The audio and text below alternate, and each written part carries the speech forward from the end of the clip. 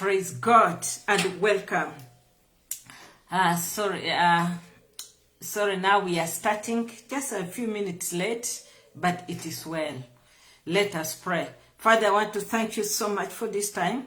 Lord, my God, as we start our program, be with us, so Lord, be with my viewers. Lord, touch me that the message may flow freely. Blessed be your holy name. Thank you, Lord. Give us, O Lord, open heavens, O my Father, that all shall go well. I bless you, Lord. Lord, my Father, let the eyes of understanding be open. Let the Holy Spirit interpret for me, O God, and the viewers, O my Father, to interpret the scriptures for us, that God, we may be able to understand it in a language that we can understand. Thank you, Father. In Jesus' name I pray. Amen. Welcome, viewers. My name is Bishop Florence Benge. We are streaming live from Nairobi, Kenya. So today we are now starting on, we have finished with the unfaithful wife. Chapter 15, we were dealing, 14 and 15, we were dealing with the false prophets. So this last 16, we're dealing with the unfaithful wife. That's Jerusalem as an unfaithful wife. Now we are starting something very interesting about two great eagles and the vine.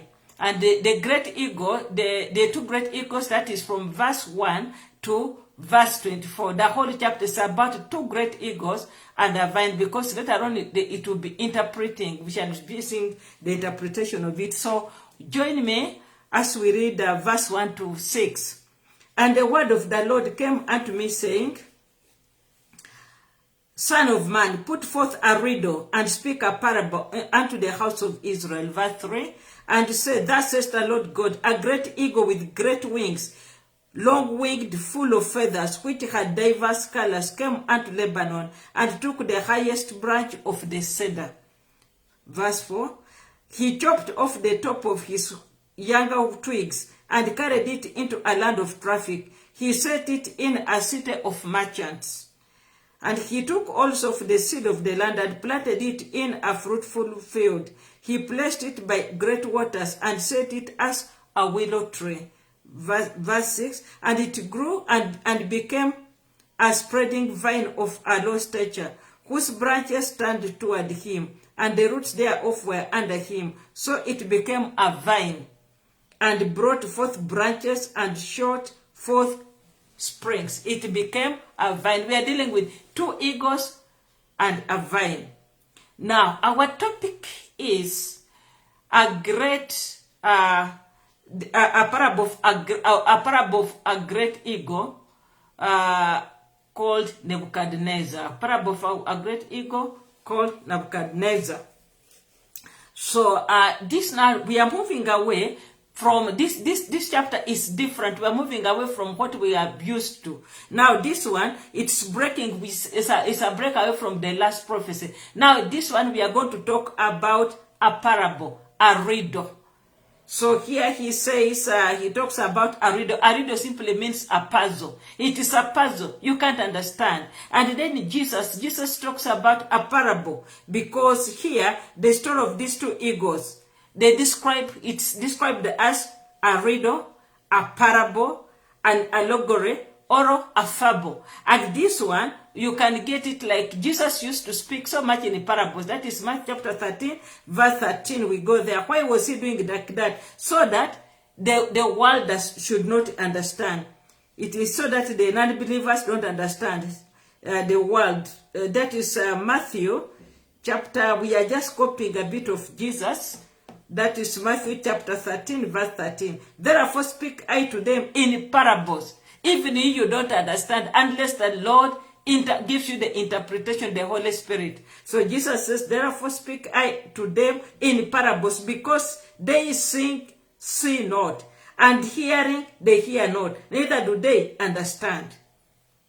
So Jesus also used to speak to people through parables. So this is what we are going to see now.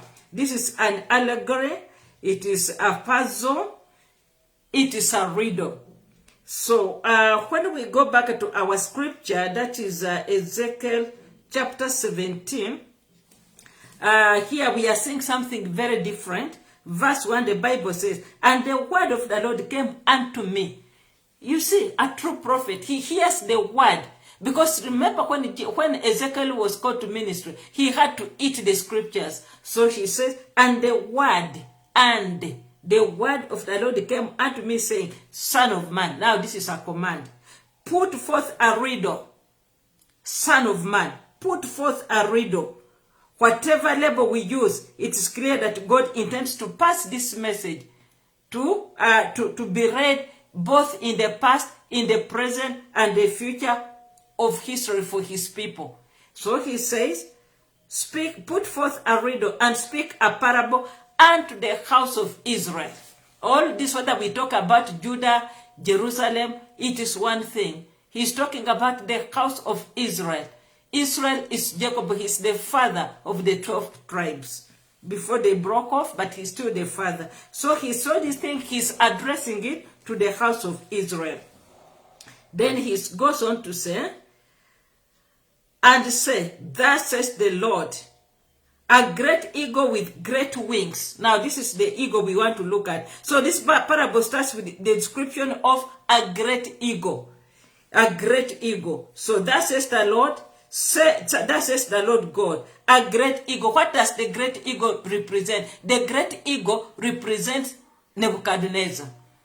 So when we are talking about the first, because there are going to be two eagles, the second eagle shall see it tomorrow. It represents Nebuchadnezzar.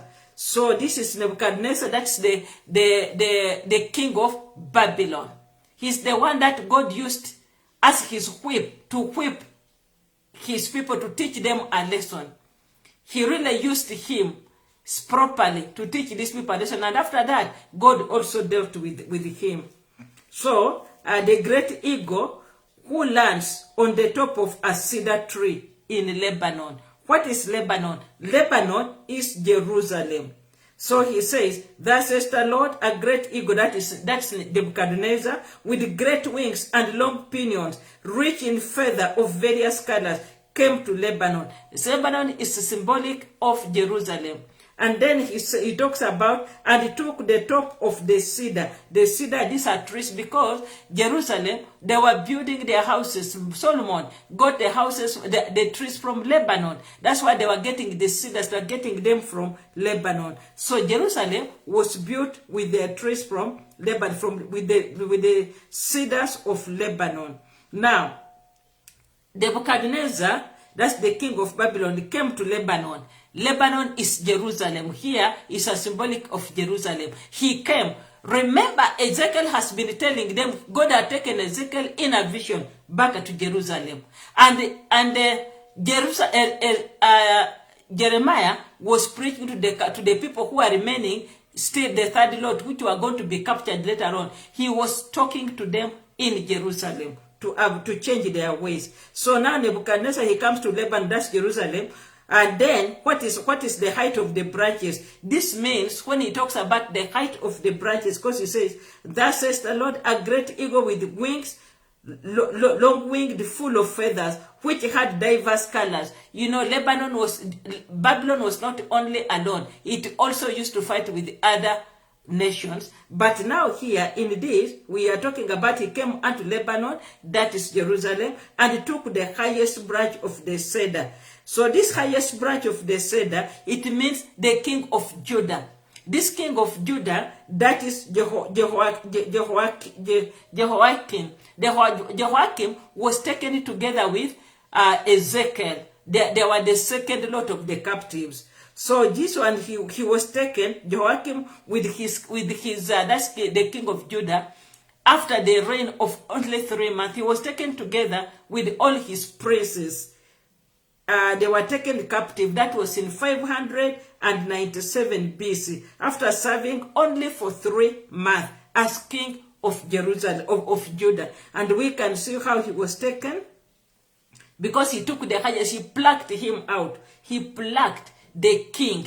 Imagine, taking the king, you have taken the whole country. When we go to 2 Kings chapter 24, Chapter 24, verse 8 says, Jehoiakim was 18 years old when he began to reign, and he reigned in Jerusalem 3 months. So Nebuchadnezzar went and plucked him, the king, at the prime of his life.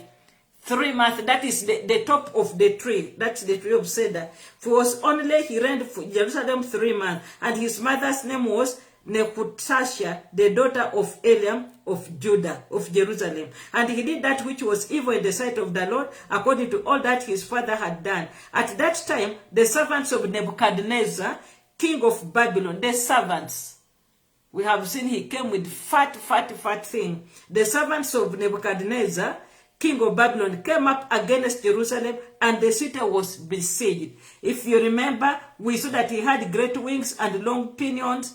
His servant, he came with servants, with the other people. And Nebuchadnezzar, king of Babylon, came against the city, and his servants did besiege it. And Jehoiakim, the king of Judah, who was plucked up, the king of Judah, went out to the king of Babylon, he and his mother and his servants and his princes and his officers, and the king of Babylon took him in the 8th year of his reign. And he carried out thence all the treasures of the house of the Lord, and the treasures of the king's house, and cut in pieces all the vessels of gold which Solomon king of Israel had made in the temple of the Lord, as the Lord had said. And he carried away all Jerusalem. He carried away all Jerusalem. Jerusalem means he took the king with all the princes. You call them prince, and all the princes. He took all of them, all the nobles. He carried them. So he carried away all Jerusalem and all the princes. Those are the princes. Imagine the way he went. He took the best of the land. All the princes and all the might. This is on top of the family of the king. He carried away all Jerusalem and all the princes and all the mighty men of valor, even the 10,000 captives, and all the craftsmen and smiths. None remained, save the poorest sort of people of the land. Verse 15. And he carried away Jehoiakim to Babylon. He plucked away the whole of Jerusalem. He carried the best of the best to Babylon, and the king's mother, and the king's wives, and his officers, and the might of the land. He just plucked all of them. The might of the land. Those carried he into captivity from Jerusalem to Babylon. Verse 16, the last one. And all the men of mighty valor, all the men of mighty valor, even 7,000, and craftsmen, and smith, and 1,000, all that was strong, apt for war, even them, the king of Babylon, brought captive to Babylon. So when he says that thus says the Lord, the great eagle, with great wings and long pinions, rich in feathers of various colors, came to Lebanon. Lebanon is symbolic of Jerusalem. And they took the top of the cedar tree, the cedars which were, because Jerusalem was built with those cedar trees from Lebanon. So he took the cream. He took the cream of the town. Those are the cedar. He took, you have seen, it's like he plucked the whole of Jerusalem. He just transferred. It's like getting the seedling from the nursery, and you take to transplant. You transplant it to put it in a new place. So he took all the cream. He only left the poor people there. And this was in 557 BC. We also want to see what God says here to Daniel about this story in Daniel chapter 4. The book of Daniel chapter 4. Now you are going to enjoy the book of Ezekiel. Daniel chapter 4 verse 22. Verse 22 says, If it is that, O king, that art grown and become strong. He's talking about Nebuchadnezzar, as we have read in verse 3, that has become strong, for your greatness is grown, and reaches unto heaven, and thy dominion to the ends of the earth. Nebuchadnezzar had grown. Let's also see him, this Nebuchadnezzar, in Jeremiah chapter 22. Chapter 22, verse 23. The word of God says, O inhabitants of Lebanon, that makest thy nest in the cedars, how gracious shall that be when the pangs come upon thee, the pain as of the woman in travail. The Lord is talking about the inhabitants of Lebanon. So here we are talking, the inhabitants of Lebanon is symbolic of Jerusalem. So he says, that makest thy nest in the cedars. How gracious shall that be when thy pangs come upon thee as the woman in travail. So we have seen that the highest branch means the king of Judah. And all his nobles, they were taken. Which year was that? That was 595 BC. So they were taken as captives to Babylon. Now we go to verse 4. In verse 4 of the same chapter, we go back to Ezekiel. Ezekiel is becoming very interesting. Every chapter is covering something different. He cropped off the top of his younger twigs and carried it into the land of traffic. He set it in the city of merchants. Oh my God.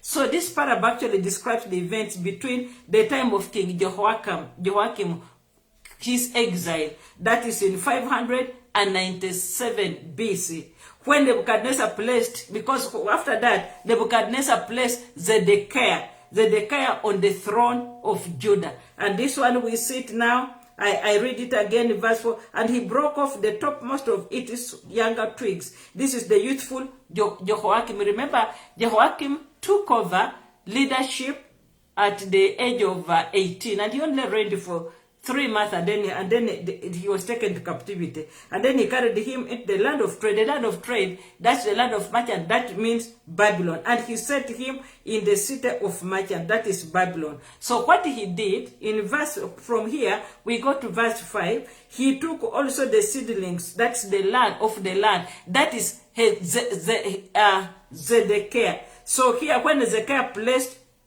Nebuchadnezzar, after he had taken Jehoiakim, king of Judah, he had now to put, that is why Ezekiel was not recognizing Zedekiah. We had talked about it earlier. He took and placed Zedekiah on the throne of Judah. So when he put him there, Zedekiah was to prosper. But then he revolted against Babylon because he trusted in the power of Egypt. He wanted Egypt to come and help him fight against Babylon. So here he says he took also the seedlings of the land of Zedekiah, one of the native royal family. But remember, Zedekiah, though he was a royal family, he was not directly from the royal family of David, or not from the Davidic royal family. That is why Ezekiel was not recognizing him. So now this one, after that, he decided, he was actually doing well. He was doing well, he was prospering, but he decided to revolt.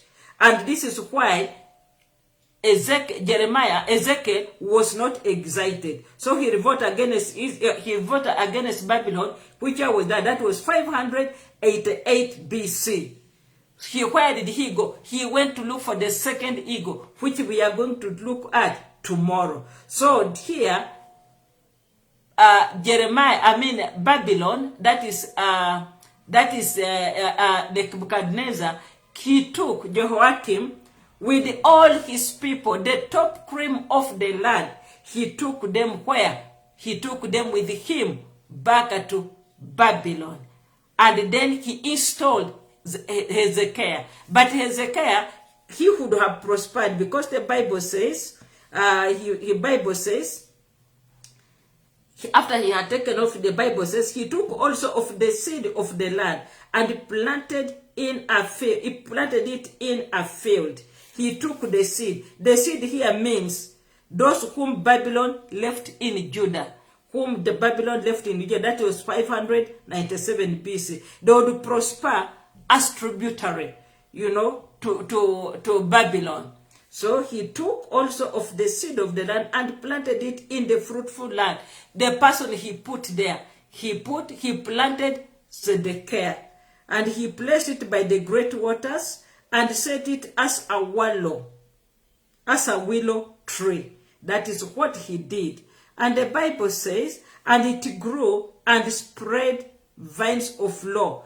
It grew. Verse 6, it grew and became spreading wine of lost data. Lost data means that this one I have told you, Zedekiah, he was not from the lineage of Davidic. He was not from Davidic line, that is King David. He was not from that line. Though he spread, he prospered, but he was of low status. That is why Ezekiel could not recognize him. Now, here we are talking about the fruitful vine. The fruitful vine is Zedekiah's reign. He prospered. He did very well because the Bible says, and it grew and became a spreading vine of low status, whose branches turned towards him, and the roots thereof were under him. So it became a vine, and brought forth branches, and shot forth springs. So this one, he actually did very well. But his problem is that he decided to revolt at the end, which really Jeremiah opposed. Jeremiah was not happy because God was telling them, if you can just be under Babylon, under Nebuchadnezzar, you will prosper. Because now people who had gone to exile, the people who were with the Ezekiel, you can even see Daniel, they were prospering. Because when they were there, though they were in exile, but they were working. They were not like refugees. They were working. God told them to marry. They had jobs. They had businesses. Their life was just continuing. God told them to live and multiply, marry, give in to marriage, and so that you may multiply, because you are going to be there for 70 years. And so now, these ones who have remained in Jerusalem, Jeremiah was telling them not to revolt against Babylon, but they refused because God wanted them. Had they stayed, had they listened to Jeremiah and just continued as a tributary, they would have prospered, because Nebuchadnezzar had no problem with that. But just like the way the devil always cheats us, they decided to do what? They decided to revolt. And now this one, when they decided to revolt against Nebuchadnezzar, now it brought problems. So instead of submitting to Nebuchadnezzar, that's the king of Babylon, they decided now to go to the second ego, which we are going to see tomorrow. Tomorrow we are going to deal with the second ego.